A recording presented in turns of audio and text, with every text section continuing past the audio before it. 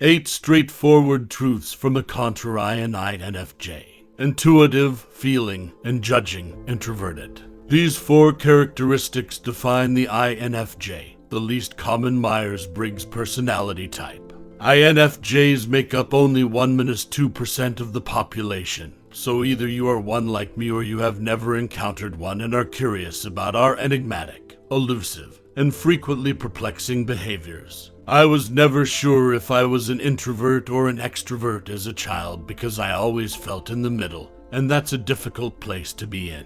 Things began to make a little more sense after completing study on personality types and ultimately discovering my INFJ nature. INFJs can be blatantly inconsistent in addition to being confused. Here are 8 observations on my life as an INFJ and the conflicts it causes. The real deal, my INFJ personality. 1. I try to please everyone. I try to please whether you like it or not. As an INFJ, my intuitive and feeling ways rule, which enables me to perceive people's feelings even when they are silent. I detest conflict, so sometimes I will go to any lengths to make people happy, even if it means putting some of my own time or feelings on the line in the process. This is all the result of our excessive empathy, which prompts me to.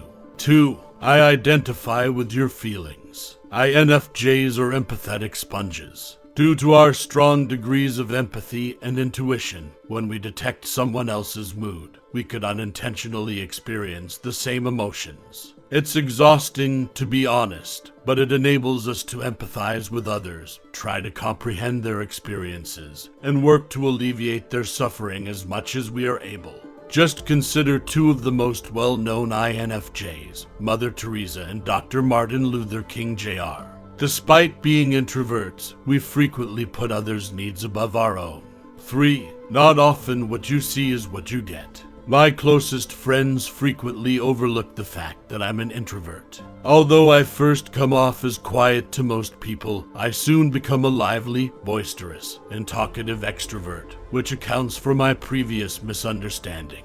The right people and enough time are the only 2 necessary special ingredients. It takes time to truly get to know INFJs since we are so perceptive of our surroundings and the people around us. Before letting our guard down, we want to make sure we are completely at ease around you.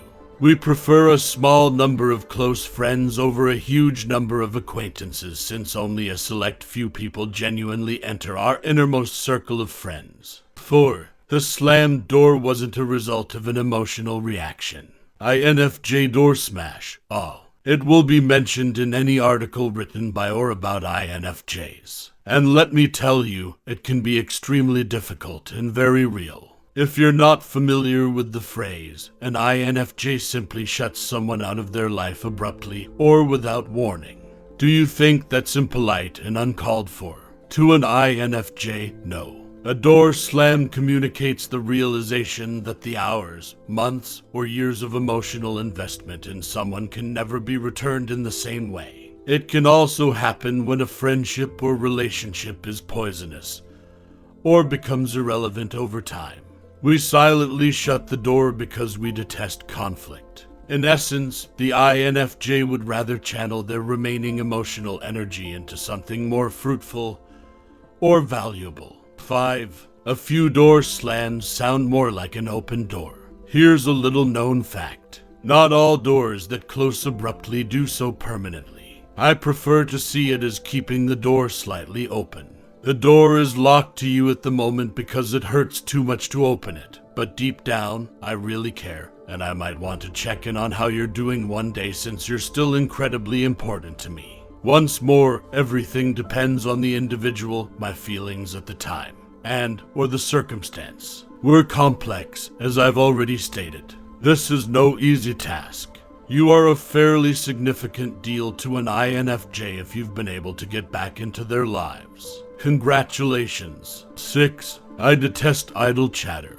This is a well-known fact. Most introverts, including INFJs, will admit that they despise small talk with a flaming passion equal to 1,000 suns. It's because we yearn for meaningful talks and deep friendships. The 5th time today that you've interrupted my inner dialogue by saying, "I can't believe how chilly it is." All that does is make me scramble to emit some sort of sound of acknowledgement that I heard you and don't know what to say because I still don't know how to do this properly. 7. Too many passions, not enough time.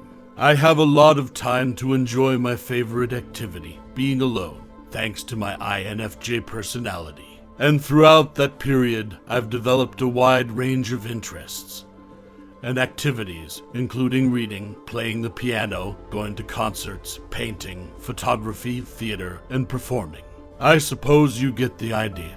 I frequently find it difficult to communicate myself, so I enjoy exploring various artistic mediums that enable me to do so. Fast forward to that point when I was disoriented and angry at myself for never deciding on or perfecting a single course. The cycle never ends. 8. The perfectionist cannot rest. I may be good at pleasing others, but I find it very difficult to please myself. I give something my all when I put my time and effort into it, to achieve the end effect that was so precisely imagined in my mind. I'll spend hours worrying over the smallest details, and my obstinate side comes out when it isn't. I'll either completely stop trying and put it off, or I'll become obsessed and do nothing else until it's perfect. I mean, it's done. The life of an INFJ is beautiful and perplexing.